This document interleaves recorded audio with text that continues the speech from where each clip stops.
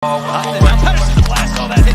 Diving save hard as he flashes across. Briere sets up Carl, side of the net, deflected, score! Briere moving in, stops, cuts to the middle, still has a shot! Score! Here's Hughes giving it across. Oh, what a save! Save by Maher!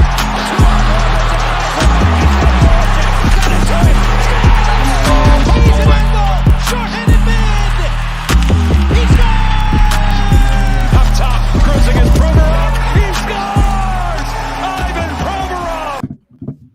What is going on, everyone? Welcome back to the Flyered Up Podcast. I'm your host, Amedeo and Grassia, along with my partner, Chris Maher. As always, we live stream on the Painted Lines, TTP Sports and Flyers Fan, Mania 93, and also a couple of other things. Twitter for Chris, my Twitter as well, also the Flyered Up Pod Twitter. And we're also testing Facebook just to see how it works out there. If you can't tune into the podcast live, it is always going to be on Apple, Spotify, wherever you listen to your podcasts at. So, everyone, it is the day we all been waiting for. It is opening night, Philadelphia Flyers versus Vancouver Canucks, and we are all pumped. We are all in the emotions right now. Eagles lost yesterday, pumped after that. Zach Ertz getting traded, pumped day, after baby. that. It's game Who cares? And we also got to point out Chris with the haircut. We got to point that out. He's got a fresh new do. Let's do it. So, Let's do it. getting all pumped, just everything settled and situated for this game. So, big game. And it always feels weird because the season started on Tuesday. And it is like, oh, come on, we got to be the team that starts like 3-4 days after the actual season starts. But it just makes you feel more hungrier as those days come along because you see all this other NHL action. You see so many other games being played. You get the Kraken getting their first win last night, and now you finally get to see some Flyers hockey. You get to finally see some Flyers puck at the Wells Fargo Center. New lineup, Ryan Ellis, Carter Hart looking to bounce back. You got Keith Yandel in the lineup, all these new guys, Cam Atkinson. Sadly, Ristolainen is not going to be playing today. He is day-to-day with an upper body injury, and some of the other waiver claims that the Flyers picked up probably won't be playing tonight either, so we'll get into that in a little bit. But we got to get the feeling. Chris, how you feeling? Are you pumped? What's happening there? I'm pumped, dude. Like, I've never – it's weird. I can't remember – I mean, obviously, I was excited before, but, like, I've never been to a home opener, and the only time I've ever been to the Fargo when it was a legitimate sellout was Game 4 against Pittsburgh in 2018. And they got shut out and played like absolute shit in that game. So now I'm thinking to myself, okay, this game, it's a new year, it's a new identity, new faces, everything got a new hashtag, new goal song, everything is new. Like it's going to be. I have a feeling, I'm going to say it, I'm going to knock on wood. I have a feeling this is going to be a good year for this team. All right, I know I suck at predictions. And they're bad, and every time I do it, it ends up being wrong. And I know there's people that watch this that are going to sit here and tell me I'm wrong very soon. Like, it's going to be like a couple days down the road when, First like, game overreaction. Let's go. Yeah, you know what I mean? So, look, I'm excited, if you didn't notice. This is going to be fun. This game is there's going to be a lot of I don't know, man. I'm just excited for this game. I really don't like. I don't remember being this legitimate excited for a Flyers game, and there isn't too much to really look into. And we haven't seen this team play yet, in an official game yet. Vancouver has played a game. No Brock Besser for the Canucks. That is good to know. I would assume Demko is in net. I don't know. I would believe he would be in net. I'm not entirely sure. Mm-hmm. Yeah, but I mean, again, for the Flyers, there are some injury updates. Braun, getting up with Sanheim there, and then Sealer playing the right side with Yandel. I think that's perfect. Yandel had also said that he's very similar to Braun. They're very complementary players, or they complement each other. So I think that's perfect. I mean, again, Sealer's more of the defensive kind of guy, so I think that's perfect. And I thought he played well in the preseason games to earn that 70 spot at the start of the year. So, I think for the most part, it's going to be a fun night for the Flyers. Obviously, Hart's in net. Offense is pretty much the same. I'm very curious to see how the power play runs out and it kind of plays out to when the Flyers kind of get their bearings straight. Kind of when when the game gets rolling, but it should be fun, and the two schmucks will be in attendance, so it'll be a good one. Yeah, it definitely will be a good one. And to confirm on the Thatcher Demko thing, he is the confirmed starting goaltender for the Vancouver Canucks. Thank you, Daily Faceoff. All you have to do is a simple Google search for tonight's starting goaltenders, and Daily Faceoff is the first thing that always pops up. So it's always a reliable source if you want to find your starting goaltenders for various games. And yeah, going off of those, just the lineup tonight. So like I said, Rasmus Ristolainen, he is day-to-day with an upper body injury. He's most likely not playing tonight. And maybe he could be back in the lineup when the Flyers play the Kraken on Monday, but that is still eventually not confirmed yet. So we have to wait and see. Patrick Brown, who the Flyers picked up off waivers from the Vegas Golden Knights, he is on the COVID protocol list, so he's out for the foreseeable future. And then Zach McEwen, the Flyers pick up from the Vancouver Canucks, still needs his work visa approved. So he's not going to be on the roster for the next couple of days. Work visas usually take a couple of days to get approved. And it's weird, too. I kind of wanted to see him in the lineup just because the Flyers picked him up from Vancouver, just to see, like, oh, the Flyers picked me up. Oh, I'm playing my former team that night. Yeah. Damn. and that's the thing. Like, I would have loved to see that, too. And you know what I love? He's wearing number 17. Yes. Yeah. And the last guy who legitimately, like, fought people was Simmons. And he wore 17, and that was a big number here. So that's awesome. Yeah, McEwen's going to be a guy that most likely will be in the lineup, I would say, mostly over Brown, just because he's that big force. He's a guy that will stand up for his players. He's a guy that will fight. He brings that gritty physicality that you would probably want for a fourth-line player. He does have some upside in scoring, like it's there, like he has a powerful shot, but it really hasn't translated into the National Hockey League, so I'm not really expecting much from there. This is a guy that's just physicality and picking up for the players when they need it. So that's basically all that you need to worry about. Also, you got Sealer starting today just because Rasmus Ristolainen cannot play. Noah Cates was also called up, I think, yesterday too, but he was officially sent down to the Lehigh Valley Phantom, so he's not going to be on the roster for Jackson tonight. Cates, you mean? Oh, yeah, Jackson Cates. I always get those two confused. I forgot Noah Cates is not on the roster. Yeah, he's not even actually signed on ELC. Yeah, he's not. I keep forgetting that. Like, he's been on this team for the past couple of years, and I keep forgetting that he hasn't even signed his ELC. Like, he's been playing in college for so long. But then just going to maybe some other news, too. You got Charlie McAvoy getting that huge contract extension from the Boston Bruins. He got an 8-year contract and an annual value of $9.5 million a year. Big extension for him. And as I see, because this is one thing that I thought of when I saw the Charlie McAvoy signing, the more, like, all these defensemen that have been getting, like, the number one pairing defensemen that have been getting these long extensions, the $9+ million, like 8.5 between that 9.5 range, it kind of does, even though I wouldn't say Provorov right now is on the level of these guys that are getting paid. I would say he's a little better than maybe Darnell Nurse, but just saying that it makes me appreciate Provorov's contract a little more and thankful that he signed for the price that he did. Because imagine if he was still an RFA and he was signing this year, he would probably go in for that market value. Him and Ellis, dude. Like, that Ellis deal is perfect for the Flyers. Like, I know it was signed in Nashville, but like you get all that term too. It's like him and Provorov, dude. It's like chef's kiss. It's great. So yeah, dude, I agree. I mean, I think for the most part, like, I think a lot of what these guys are getting now is like everybody wants to kind of get paid the same. You know what I mean? Because Nurse had a great year last year.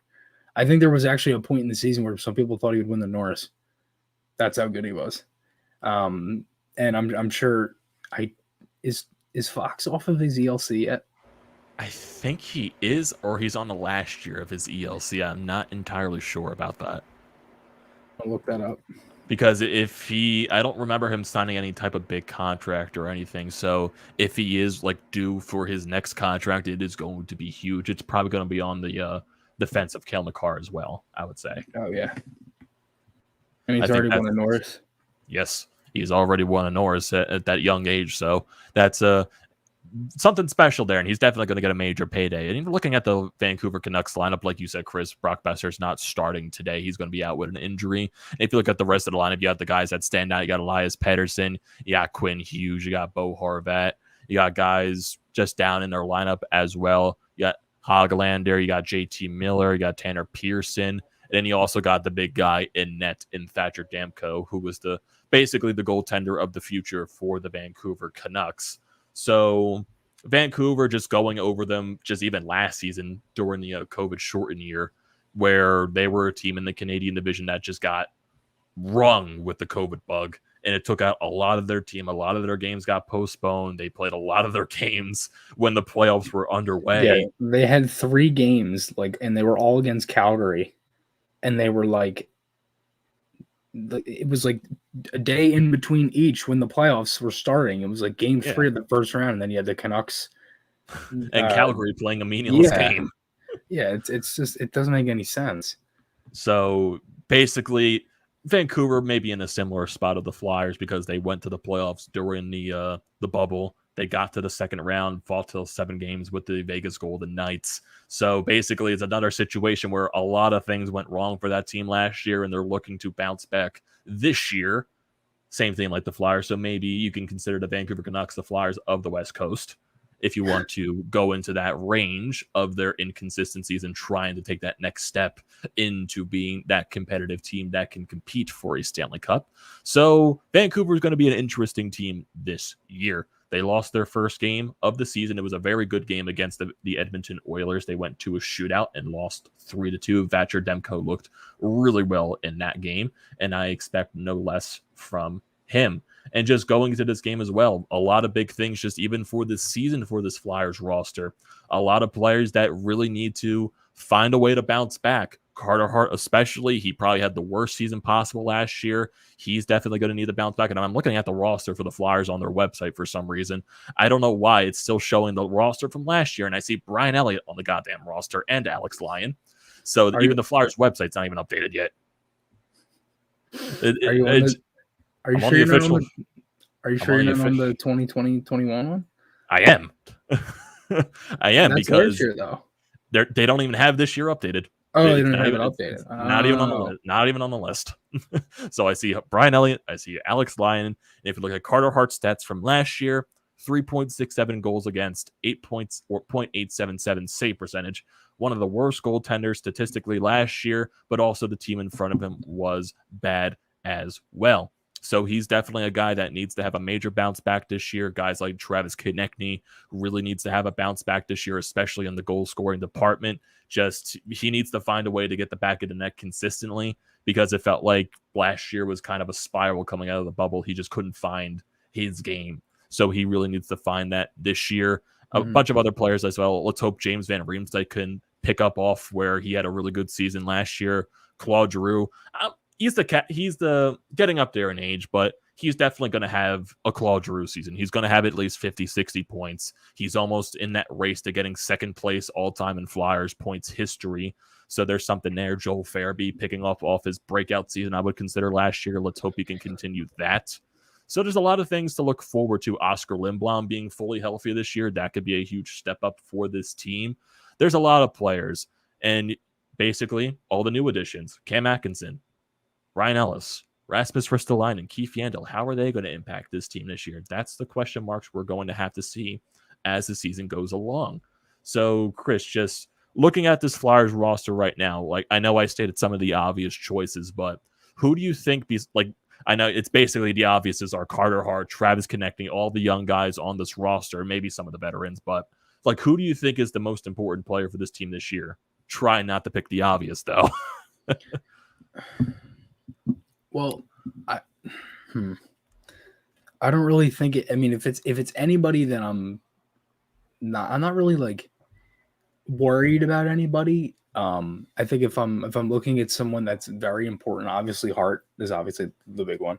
And it's not against Hart. It's just, they like him to have a bounce back season, and obviously he does too. I just think for the most part, if I'm looking at one, I'm not really looking at one guy, if I'm being honest with you. I think I'm just looking at the whole team. I just want the overall team play to be better. I think there's a lot of guys you could say that you want to have good years from. Obviously, Konechny can have bounce back here. I'd like to see Lindblom get back to his pace again. It would be nice for Hayes to kind of come back and have a good year from everything he's gone through with his brother and, the injury and all that stuff. Yeah. Provorov as well to have a bounce back year. So I think there's a lot of guys. But I think overall, I'm just looking for the overall team play to be better.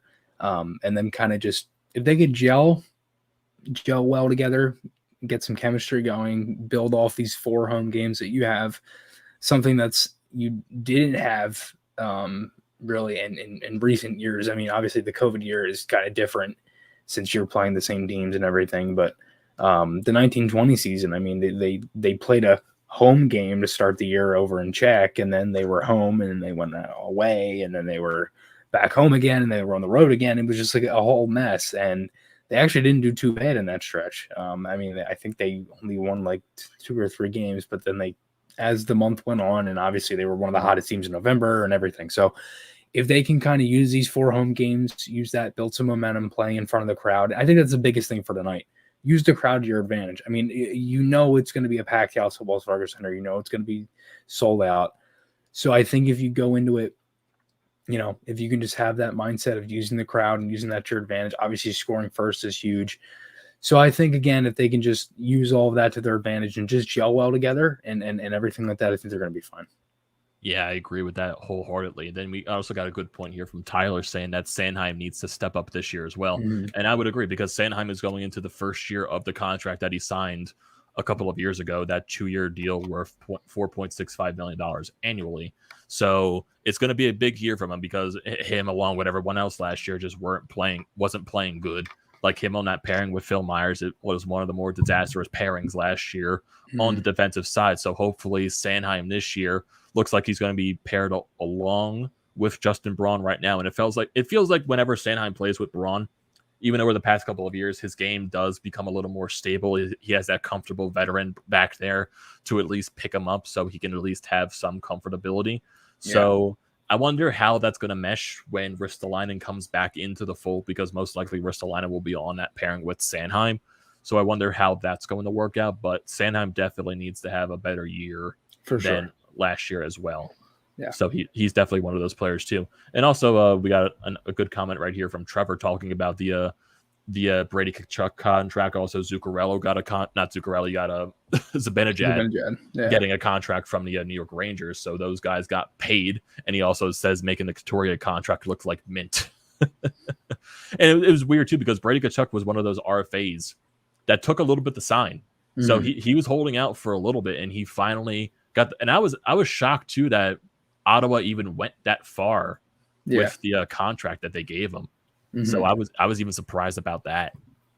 And it's funny because I know there's been some stuff, but the one thing that nobody's really talked about, because it kind of got like everything kind of just went over it as it came out. But the Kings' new alternate jerseys, I'm sure you probably saw those. I'm sure you've already ordered about 6 of them, but I have not. But yeah, I mean those Kings jerseys are pretty nice. Yeah, I would say they're pretty nice. I think I'm good with Kings jerseys for the time being. I feel like it's they wore that jersey a couple of times the previous years. I'm just like, it's the same jersey. And then they have the reverse retro with the purple. They're not gonna wear it though. That's like, can you just rebrand? No, but I mean like with that logo, like they have. I know. That. Yeah. Yeah, I know. I was just like, can't you just rebrand to that look, the purple and gold? It's just a solid look. No team in this goddamn league wears the purple color. It's just like, come on.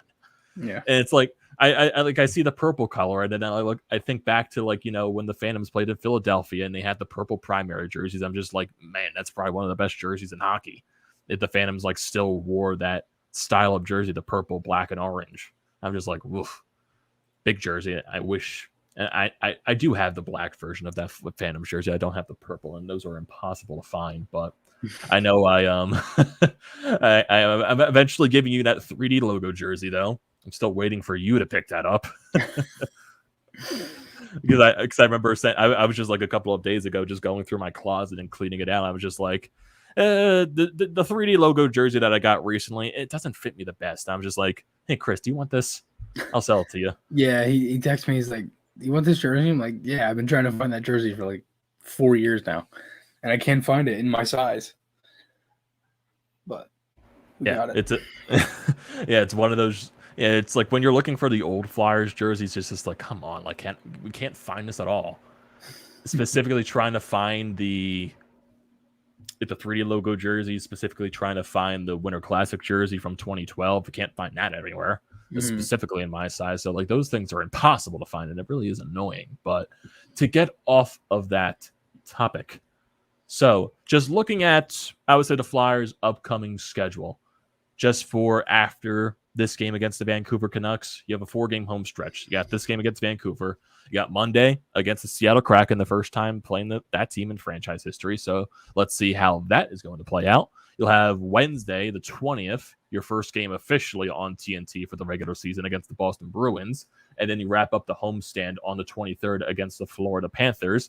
And then you go out to Western Canada early, which somewhat bothers me and somewhat doesn't, just because it's so early in the year. You go to Edmonton on the 27th. You play Vancouver once again to wrap up that season series on the 28th. And then on the 30th, you go to Calgary to play the Flames. So that is your month of Flyers hockey for October.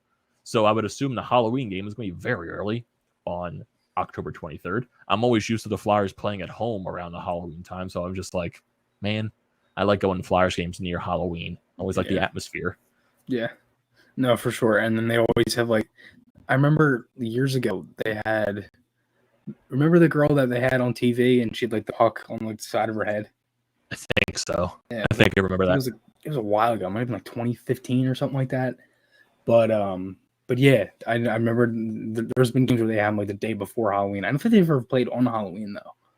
I'm not sure if the schedule has done that where they've actually had a home game on Halloween, but I know they have had games the day before or something like that.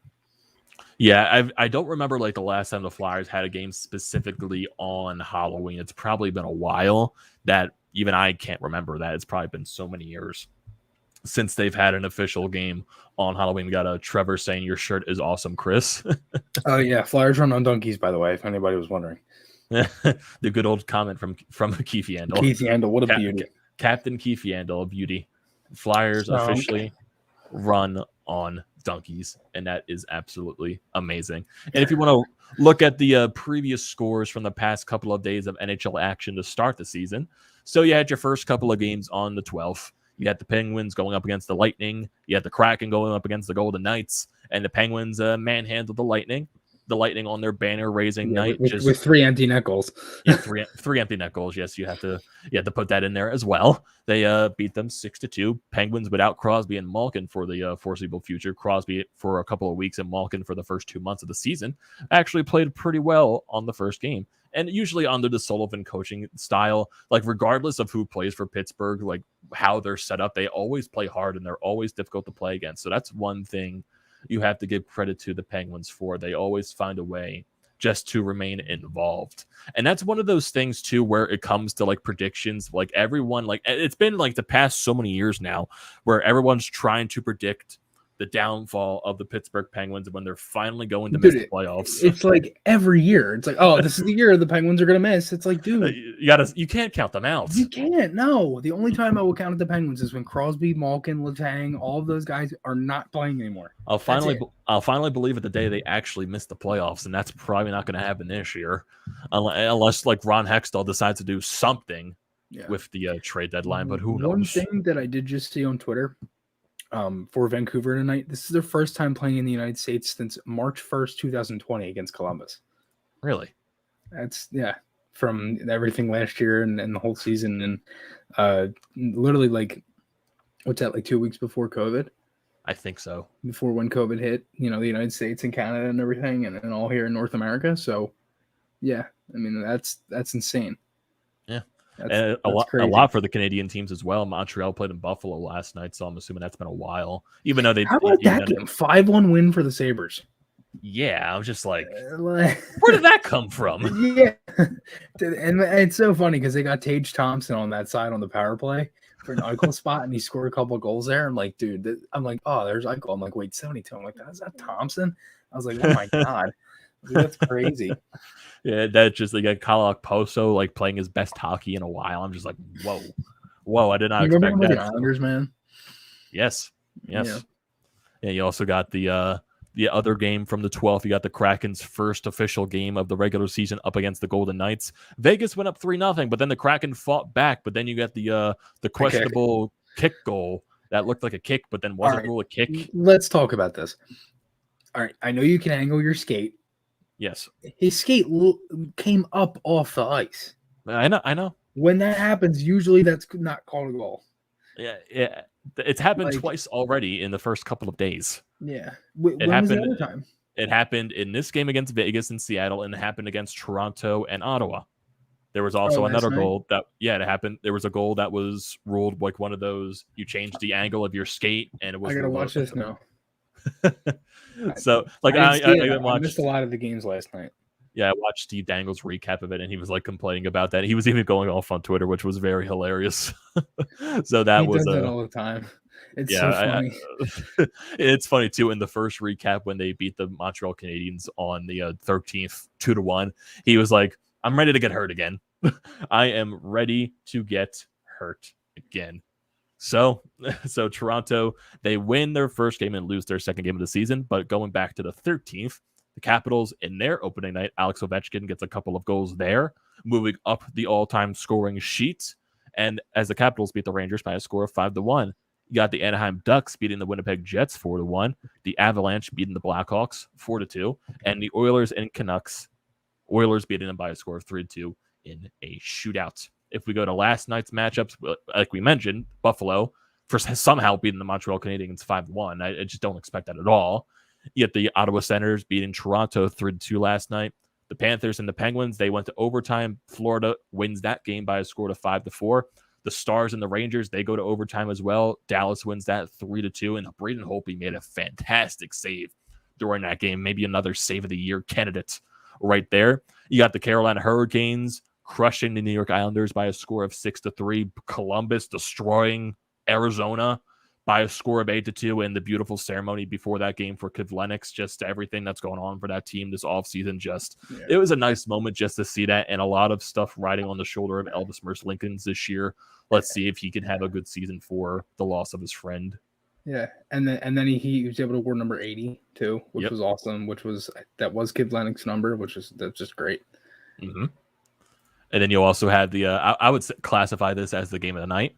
The overtime game between the Lightning and the Red Wings. The Lightning beat them by a score of 7-6, and you had Tyler Bertuzzi, out of all people, scoring 4 goals. Yeah, and you had were the Red Wings winning like 6-2 at one point, or 5? Like it was something like that. And then Tampa Bay came back and won it with 6:28 left in the third. On that shift, the fourth line scored. Colton scored. Then they got a power play goal from Kucherov. Then Killorn tied the game, and then Palat scored in overtime. I was like, dude, I said to my dad, because when you sent me the picture and you sent like the emoji that's like oh my god, I read it. I didn't realize it was second intermission. I thought the game was over. I thought it was 6-3. It was the final, and I was like, oh dad, the Lightning lost again. And then he was like, oh good. He was like, yeah. He was like, go Red Wings, because my dad's second favorite team is the Red Wings, and I'm like, oh, I was like, damn, that's crazy. I'm just thinking about Tampa and everything. And then I get home and I'm watching NHL Network. I see 7-6. I was like, wait a minute. And I go on my phone and I flip through. I'm like, I thought they lost. And I'm like, oh, I read that wrong. I was like, what a dunce. Yeah, because the video was originally like supposed to be just showing Bertuzzi scoring 4 goals, and that's why I sent that emoji. I said the same thing to one of my other buddies, and he read it the same exact way. He didn't realize it was a video. So it was just like, oh, okay, that game happened. So then we have the other games of the night, the last two. You got the Seattle Kraken getting their first franchise victory against the Nashville Predators by a score of 4-3. And then you get the other memes going with the Nashville Predators raising the banner, saying they're the first team to lose to the Seattle Kraken. That's another banner they can raise in Nashville. And then you got the final game of last night, the Los Angeles Kings whooping the Vegas Golden Knights by a score of 6-2. So then the other games that are on the docket for tonight, besides the Flyers and Canucks, there's 2 others. The Chicago Blackhawks going up against the New Jersey Devils, and the Minnesota Wild taking on the Anaheim Ducks. So those are your games on the docket for tonight. And as we ever get ready for this Flyers home opener, it is 1:30. I'm counting down the minutes as we get closer towards the puck drop, and it's just like, funny. Come I just read this tweet that was like, it's gonna take another 6 days to get to 7 o'clock.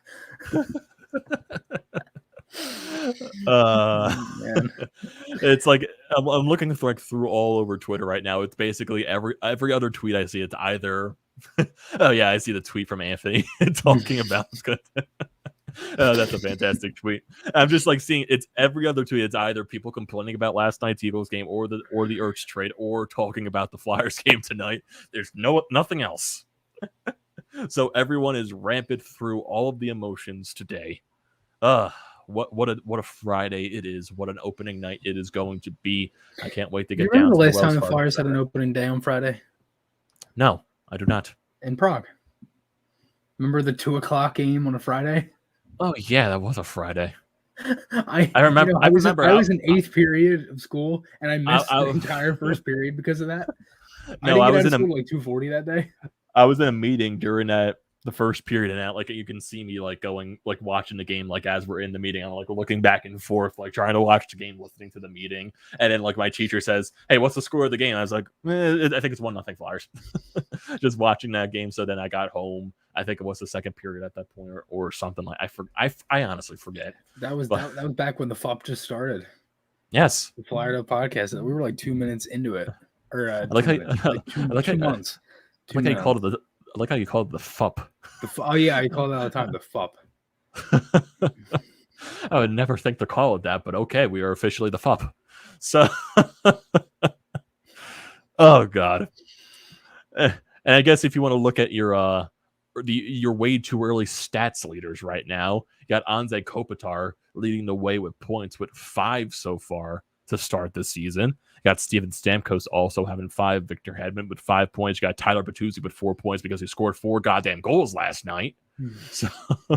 So hopefully we can close out this opening night with Keith Yandel getting 6 points. I would like to see that. I think that's a power play, sure. Yes. All right. Look, who's scoring the first goal tonight? Oh god. Like I don't want to pick. I want to pick an obvious guy, but I also don't at the same time. Like I want to go. Do you think? All right. Do you think the Flyers score first or Vancouver? I think Vancouver. I'm going to go Vancouver. Yes. I think the Flyers will score. I think they score first early. Like really? Or yeah, like first shift early. Like okay.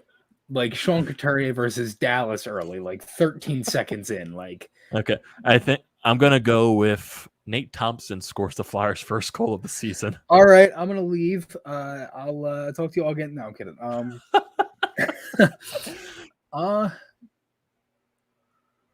gonna go with a good one.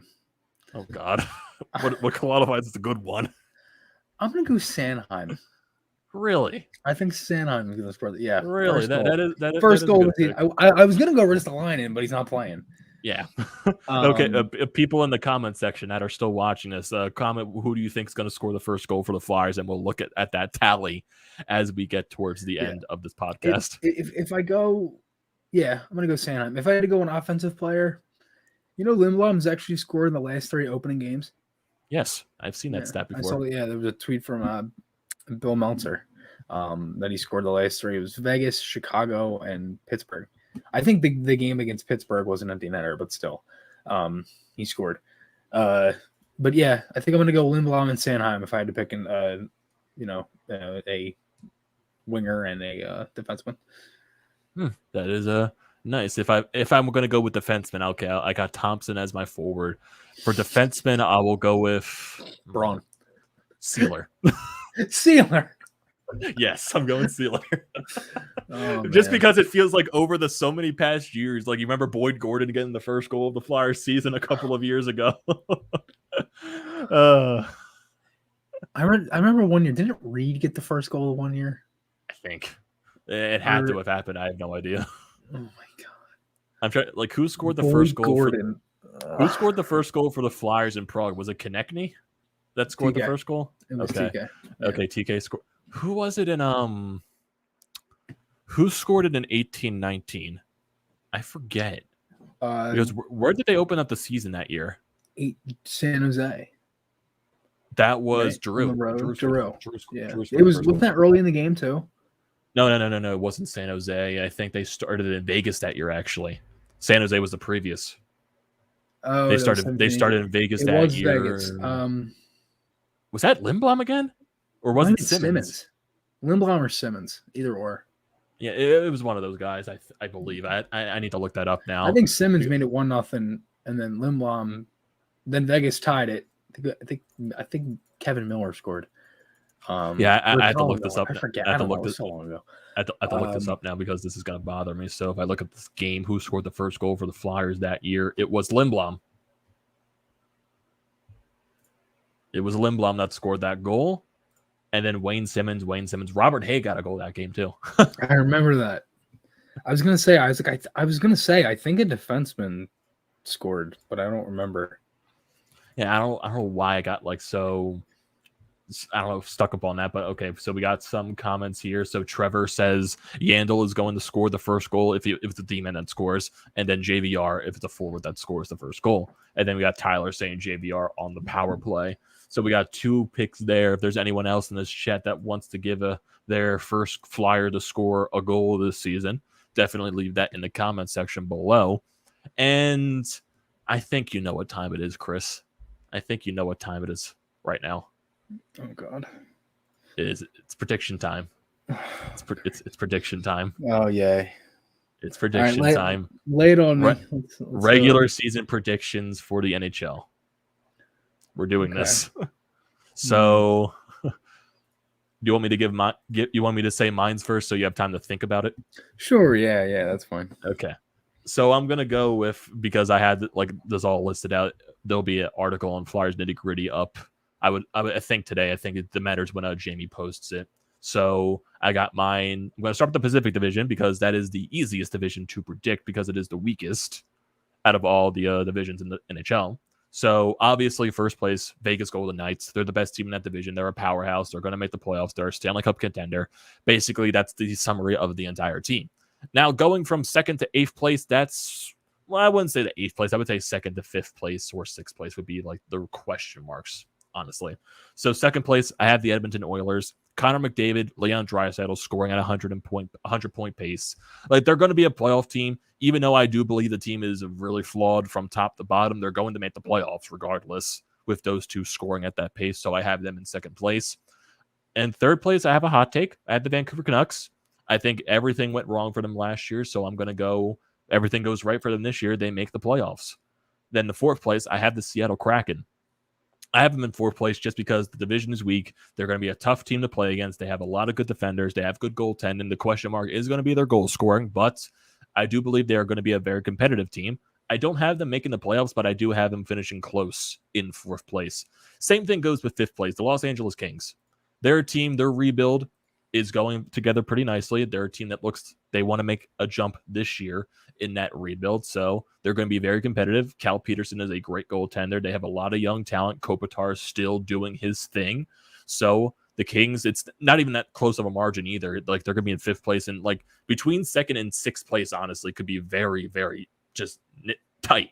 So that's what I expect it to be. Sixth place, I have the Calgary Flames. And maybe they're a little bit more of a drop-off just because they're a team with their core that they've just been underperforming so much over the past couple of years. I think this is finally the year where they hit the reset button and commit to a rebuild. So you can see Gaudreau, especially on the last year of his contract, maybe he's going to be a big piece at the trade deadline this year for a lot of teams. So I see that happening with Calgary. Anaheim, they're still rebuilding. They have a lot of young talent too. We're going to be seeing a lot of them, Zegras, a bunch of other players as well. But I don't see them being that competitive. So I have them in seventh. San Jose, same deal. They're not that good of a team. They have a lot of old players, a lot of big, bad contracts. I don't see them going anywhere. So that's where I see the Pacific Division being. Going to the Central. First place, Colorado Avalanche. They're one of the favorites to win the Cup this year. I think it's obvious to put them in first place. Second place, I got the Minnesota Wild. It's the Kirill Kaprizov show. That's why I put them in second place. Third, and I feel like this is also, too, like question marks for the rest of this division. Not really, I would say, eighth place, because obviously Arizona is the worst team in that division. I put them in eighth place, but from third place, maybe possibly even to sixth place. St. Louis, Dallas, Winnipeg, and Chicago. I have them in that order. I have Dallas and Winnipeg getting the wild card spots. But St. Louis, they could be a team that, honestly, that could miss the playoffs because they're more, I don't see them as the best team in that division. I don't see them as the worst. Mm-hmm. I see them as a fringe team that could possibly make that third place spot or even fall out of the wild card. Yeah. That's something that I see. And Dallas, same thing. They were just injured the hell last year. But hopefully, if they can find a way to stay healthy this year, I think they'll make the playoffs. Winnipeg, Connor Hellebuck is a great goaltender. He's going to get them to the playoffs. I see them making the wild card. Chicago, I don't know what the path for this team is. They said last year they were rebuilding. It was going to be a long process. And now they're going into the offseason buying. I just don't understand this team. I don't think they're going to be good I think they're going to trade Fleury at the deadline just because I do see that happening. And this team needs to commit to a rebuild. You really think they'll trade Fleury? Yeah, I do. If they're not a competitive team this year, I think they're going to trade Fleury at the deadline. I think their problem is coach. Chicago. Really? Yeah. I never really liked Colleton, if I'm being honest with you. Like I just don't know what it is, man. Like they have a lot more talent than people realize, and they got better. Like Jones is a good pickup, regardless of whatever advanced stat nerd wants to tell me. McCabe, I think, is a great pickup for them. Fleury is obviously better than the goaltending that they had, and I like the addition of Johnson. They obviously have Kane, Taves, Kubalik, Doc, obviously Alex DeBrincat as well. Like they still have a solid team. It's just like putting it all together. I just don't like Colleton. I don't know. You know, obviously, I mean, I don't watch Chicago every night to, have a deep analyzation of them, but I think their problem is coach, honestly.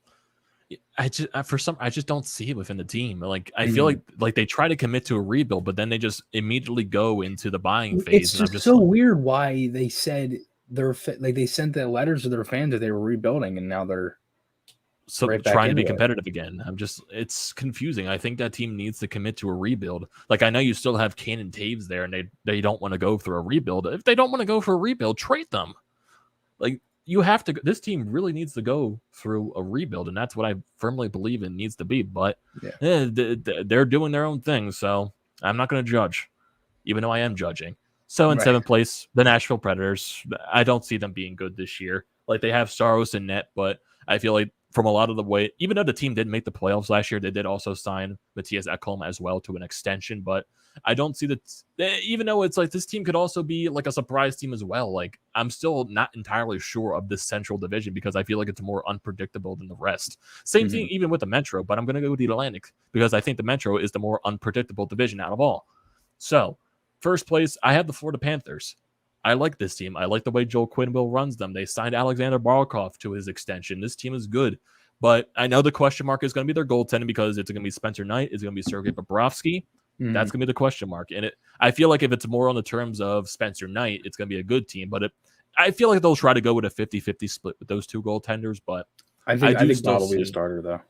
You think? I think if Bob can have a Bob year, Florida's going to be good. Like really good. Like I could see them being like I have them second in that division. Really? Yeah. I go ahead. I want you to finish before I get into mine. So before we even get into that, we got a donation of $19.99 from Chris Canmore. Happy opening day. Keep up the great work. Never miss an episode. Thanks again for keeping me updated with our kids. Where else can we get updates from the arena? Thanks, Chris, for that donation. We appreciate the support, and thank you for posting a lovely comment.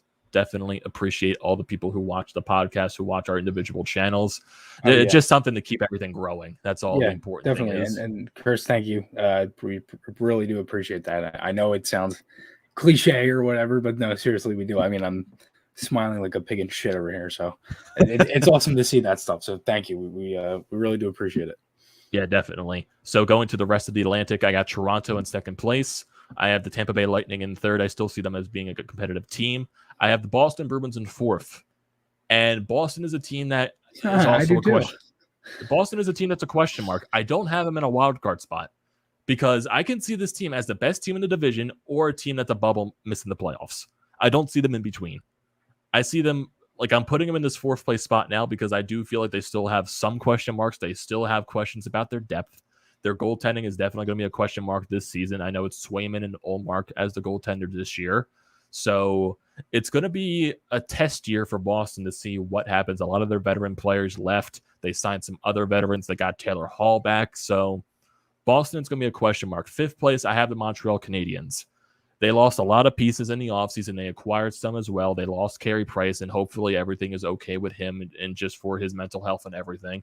Shea Weber might not play another NHL game again. Sadly to see that. So I think with all those losses, it might be too much for Montreal to handle, and I don't see them making the playoffs. Ottawa, they're a team that's still up and coming. They're going to be competitive, but I don't see them making the playoffs. I have them in sixth place. 7th place, Detroit. They're still in the middle of the rebuild. I feel like they'll be a little better this year, but not good enough to make the playoffs. Buffalo fans, I'm sorry. You're going through another long rebuild. That's just obvious at this point. Like the Jack Eichel situation, you traded away all the other young players. You're going for another rebuild. I feel bad for all you Buffalo fans to have to go through this basically for a whole decade. I feel so sorry. So, to the hardest division to predict, because I don't see one bad team in this division. I don't. The Metropolitan Division. I hate how competitive this division is. I do. So, first place, I have the New York Islanders. I feel like people, for some reason, still try to underrate the team, even though they've been to the Eastern Conference Finals for the past couple of seasons. They're a team that's on the brink of possibly getting to the finals and winning a cup. I have them in first place. I have them as the best team in the Metro. Second place, at the Carolina Hurricanes. I thought they did get a little worse in the offseason, but it still feels like players that go there tend to play well under Rod Brind'Amour. So I have them in second. They're going to be a really good team this year. Third place, Flyers. I know, if you're going by just patterns, this is an even year. The Flyers are going to make the playoffs. I feel like that's set in stone. But basically, with the offseason moves that Chuck Fletcher has made, changing the leadership around, I think this team is a playoff team, and I see them in third place, but I can also see them as a wild card team as well. The fourth place spot with the first wild card spot as well, I have the Pittsburgh Penguins. Never count this team out. I'm never going to do that again until I see the day they actually miss the playoffs. Fifth place are the New York Rangers. I have them in the wild cards 2 spot as well. There's a young team. They got a new coaching staff, Gerard Gallant. They have a lot of pieces, even though they did bolster up with toughness this year to defend themselves against Tom Wilson. I do see them as being a better team and making that second wild card spot. 6th place, this was tough for me. And it's not like it's far separated or anything like that. This is all very close. Washington. I have them missing the playoffs, probably not even by that many points. I have them in 6th place. Alex Ovechkin going to be racing for that top of the all-time goal scoring list, but their goaltending to me is still a question mark in my opinion. And they are a team that is getting up there in age, but I'm still not going to say it's the downfall of this team, but this division is just way too competitive. The Devils, they're an up-and-coming team, but it's the same reason. This division is way too competitive. And the Devils, they probably will miss the playoffs, maybe by not the same amount of pointage as Washington, but maybe like by 5-10 points. Maybe they miss the playoffs by. Same thing with Columbus. I don't see them as being a bad team. I see Elvis having a great season, but same reason. The division is way too competitive. And I don't see Columbus. I see Columbus being that odd team out. So I have them in 8th place. And they're honestly, they probably won't. I can see them not even having a below 500 record. I can see them having an exactly 500 or a couple of games above 500 record. I can see that wholeheartedly. And then the awards, I'll wait till Chris does his season prediction. So Chris, what are your predictions for the divisions this year?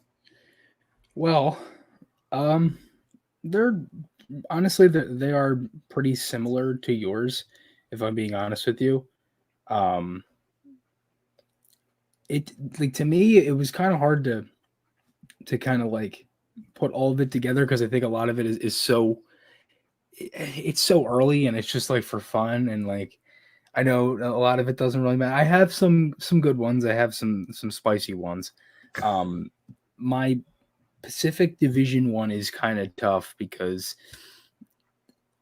it's really like the top 2 teams are like Vegas and the Oilers, and like everything else you can kind of put in really any other order you want, like besides that.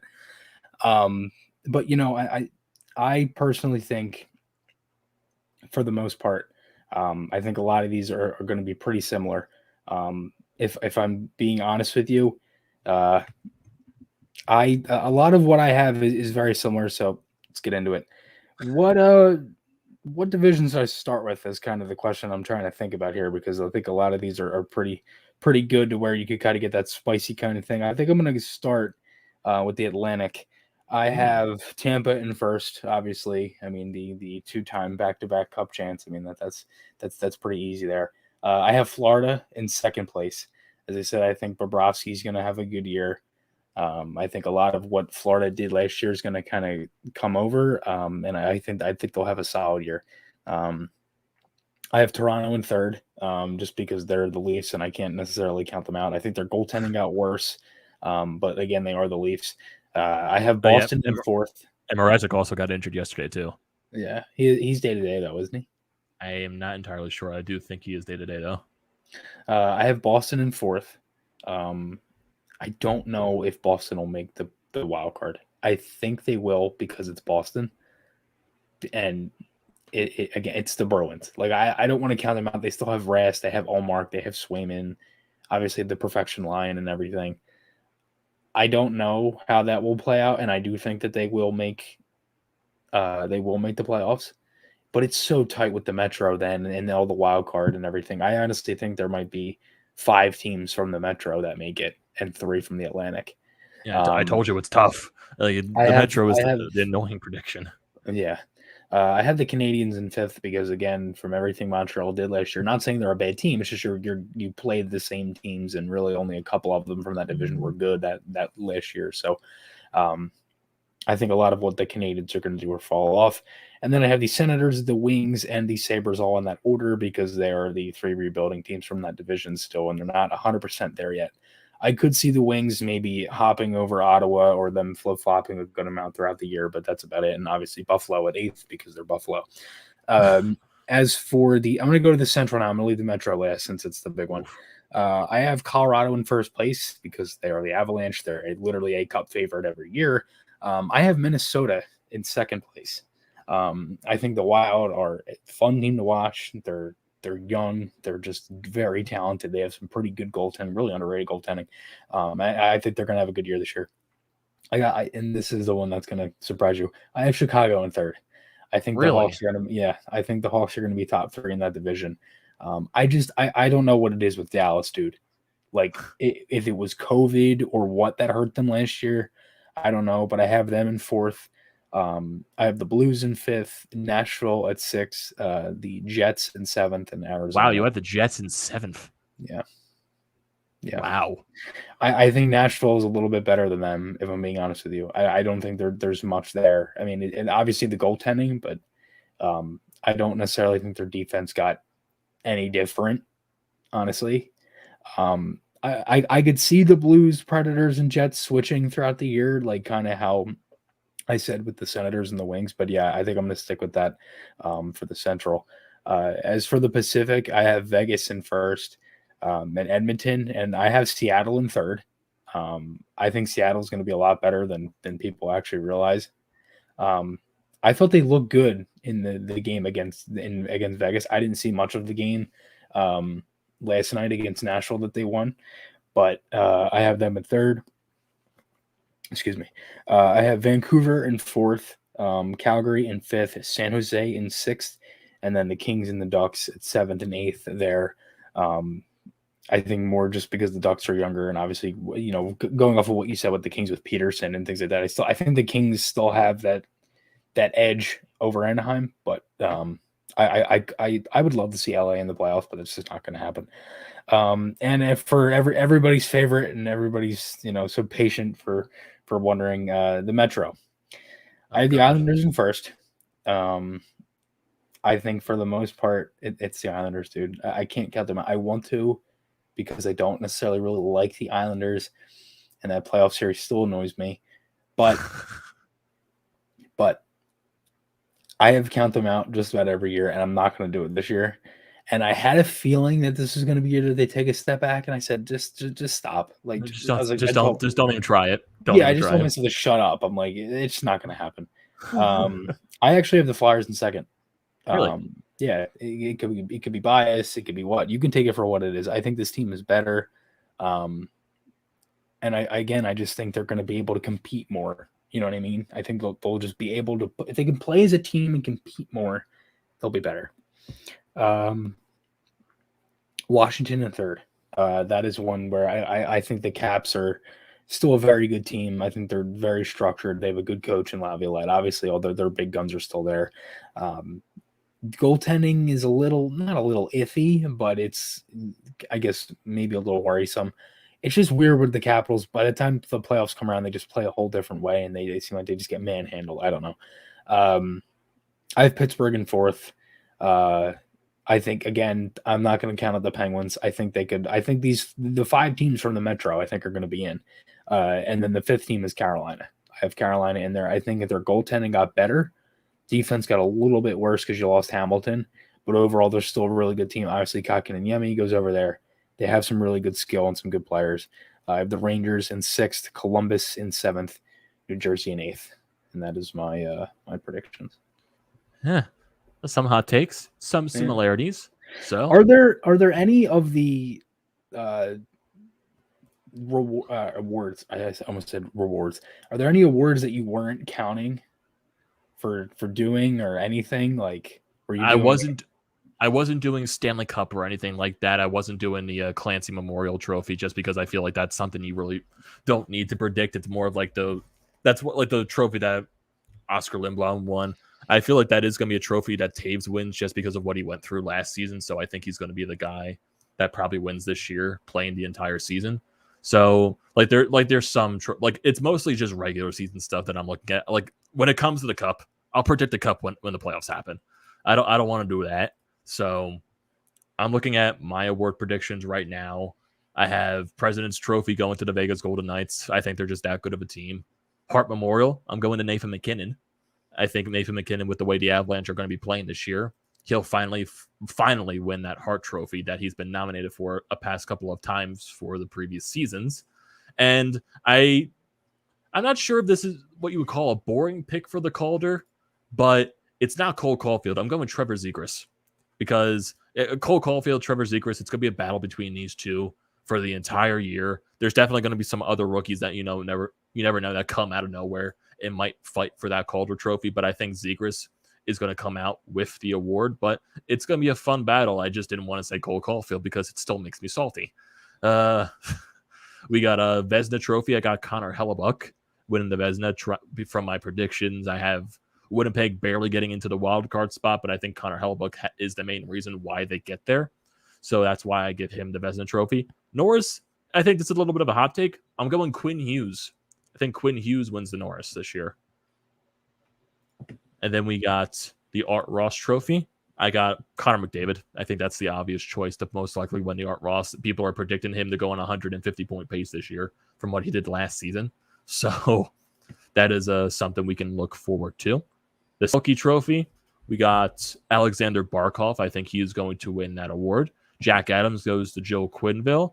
The Rocket Richard, I'm giving to David Pastrnak. I think he's going to win that award. The Jennings Trophy, I'm giving to Varlamov and Sorokin from the Islanders. And GM of the Year, I'm giving to Chuck Fletcher. I think getting to the Flyers, I think getting the Flyers into the playoffs, and if they can find a way to be that tough team to play and they get deep, he'll win the GM of the Year award, I think. Nice. And who knows what he does during the trade deadline as well. Maybe he makes a big move there and then. He could. Yeah, I mean, I think a lot of I see. I didn't do GM of the Year because I kind of put that in the category of like the Cup and stuff. So I didn't do that one. I only did 4. I got the President's Trophy, the Vezina, the Hart, and the Calder. President's Trophy, I have the Islanders. Really? Yeah. I mean, dude, like they're just you really don't want to count them. I don't like you just went from okay, what team do I not want? I really don't want to count the Islanders. I'm giving them everything. It's so hard because they're such a good team and they're just like I don't want to count them out. But the only thing that is the thing that I think that wants me to count them out is the 13-game road trip they have to start the year. Ooh. You know what I mean? Mm-hmm. Because you also got a big window.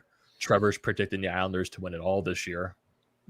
Yeah, definitely the Islanders are one of the favorites to win the Cup, I would assume, this year. Mm-hmm. I want to actually look at the odds for the Stanley Cup as well. So this is annoying me, dude. I had an entire list of all of this, and I don't know where it is. And I'm like, I have to make it again. I had the whole list for the article, and I don't know where it went. Jeez. So we got the 2022 Stanley Cup odds this year. So right now, the Colorado this is according to Vegas. So the Colorado Avalanche, they are the favorite to win the Stanley Cup this year at a plus 600 odds. Tampa Bay is right behind them at plus 700. Vegas behind them at plus 750. Toronto is actually the 4th favorite. Boston's the 5th. The Islanders are the 6th favorite. Edmonton's the 8th. 7th. What? Edmonton. Okay. What? That's a shame. Does no one see how fundamentally flawed the Oilers are? Just relying on almost a 40-year-old Mike Smith. You also got Mikko Koskinen as your backup. You go out and acquire Duncan Keith, way past his prime, to play defense. Darnell knows he is a really good defenseman. I don't think he's worth the money that he got paid, but really good defenseman. But there's also questions about the Oilers' depth. And Connor McDavid and Leon Draisaitl, like, they're going to outscore anyone this year. But when you get to the playoffs and you don't have scoring depth, those top defensemen from other teams are going to shut those players down. And when you don't have the scoring depth, you're not going to win in the playoffs. No, dude, I agree. I mean, how many times have we said this over and over and over and over again with the Oilers? Yes. Like, some of the things they do, man. Like, they got CC too. They got rid of Ethan Bear. Like, what are you doing? And again, I think he still has game, but like, I didn't understand the Ethan Bear trade. That just did not make any sense to me. They got Warren Fogle. I think Hyman's a good addition. They also got Cody. They also got Cody Ceci to pile on. Mm-hmm. Signed him to that contract. Yeah. Tyler, Mike Smith can do crazy things, but a 39-year-old body is a 39-year-old body, and I don't think it's good enough to carry an entire team through a playoff run. Yeah. The other predictions I had. Oh, I found the list now. By the way, the Vezina, I have Hellebuck, Nice, because he's Hellebuck. The Hart, I have McDavid because he's McDavid. The Calder, I actually have Spencer Knight. Really? Yeah, I think if he has that backup role with Florida, I think he could take that over at some point. Good choice. Yeah, I have Spencer Knight. And then Norris, I have Ryan Ellis. I think Ellis wins the Norris as a Flyer. Really? I know. Yeah, I'm sure it's bias. Whatever. I don't care. Really? Mic drop.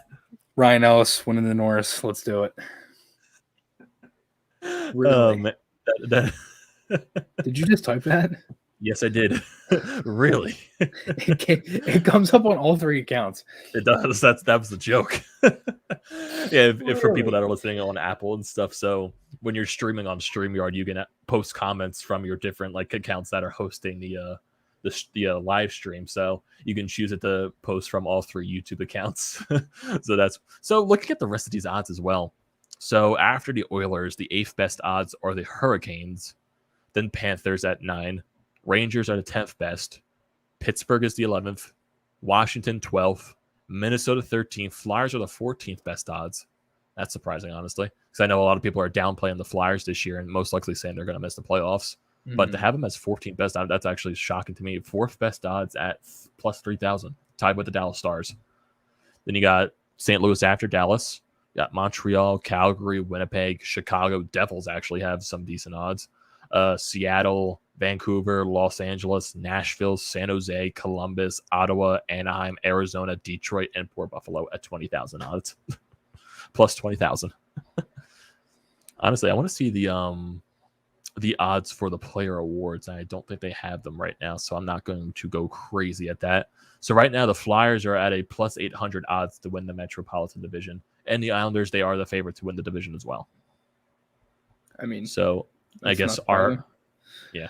So we got I guess almost at the end of this episode of the Florida podcast, but one last question from the 8-ball.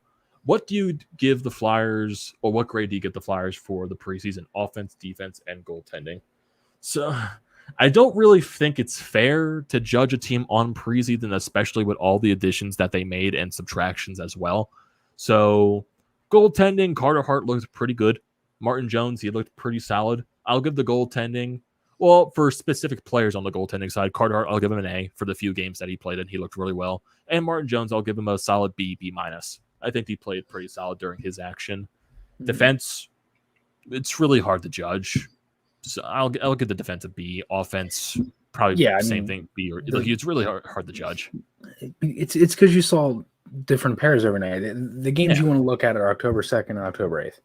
Yes. Those are the two games. And they were two games against Washington where you had the home game and then the last game. So. Yeah, so that's basically, I would say, they've played fine in preseason. I'm not really expecting much. So, and then also, one more question from the 8-ball. Are you guys going live tonight? We probably won't. We're both going to be at the game, so I don't expect us to go live tonight. We'll probably have another podcast maybe this weekend talking about the upcoming game against Seattle, but that's still going to be in the ropes. But definitely look out for that. We're going to have our individual game recaps as always on our channel. So right, and since the Eagles were Thursday, we could do something Sunday. So we'll definitely tweet something out if we end up going live, but we probably won't be live tonight. And then Trevor puts a comment. If you guys want to guest sometime, I'd love to talk Flyers hockey for a while. Let me know. Got to head to work now. Happy game day and have fun at the game tonight, guys. Take care. Yeah, definitely, Trevor. Have fun watching the Flyers. Good luck at work. Yeah, Trevor, the new writer for Nitty Gritty. Yeah. Awesome. Yeah, definitely. Sweet. Yeah, so we are getting at the end of the podcast. We are on 1 hour and 5 currently, so I guess that is a good place as any to end it. We are at 2:07, and we are officially, a little under 5 hours from Flyers puck drop. So, getting pumped. We're getting psyched. Home opener. Got 4 hours and 4 hours and 53 minutes. Yeah, 53 minutes. Is that no? 53 minutes. Yeah, I can't even do math. Yes, I can math. Don't worry about that. I did math. I was about to say like 49 or something. I was like, wait, where'd you get 53 from? I'm like, wait, where did I get 49 from? Don't worry, everyone. We can math. Don't worry about that. But this is not a math. This is not the Mathed Up podcast. It's the Flyered Up podcast. We are flyered up for tonight. Flyers run on donkeys. Bring it to Broad. Yes. Whatever the hashtags are. So that's going to do it for this edition of the Flyered Up podcast, everyone. Definitely stay tuned for our individual recaps on our channels for YouTube, for Flyers Fan Mania 93 for Chris, TTP Sports for me. And also don't forget to check out the Painted Lines everywhere they're at: YouTube, social media, Instagram, Twitter, wherever they are. Definitely don't forget to check those out. And also, if you're just very late to this podcast, you just never had time to tune into it, you can listen to it at work. It'll be on Apple, Spotify, wherever you listen to your podcast at. It'll be up maybe I would say 20 minutes after this live stream ends. Depends on how long it takes to edit. So definitely stay tuned for that if you missed the podcast. So everyone, thank you for tuning in to this edition of the Flyered Up podcast. I am your host, Amedeo Grassia, and this is my partner, Chris Maher. I'm not going to sneeze this time, so don't worry about that. Thank you for joining, everyone, and we will see you next time. Go Flyers.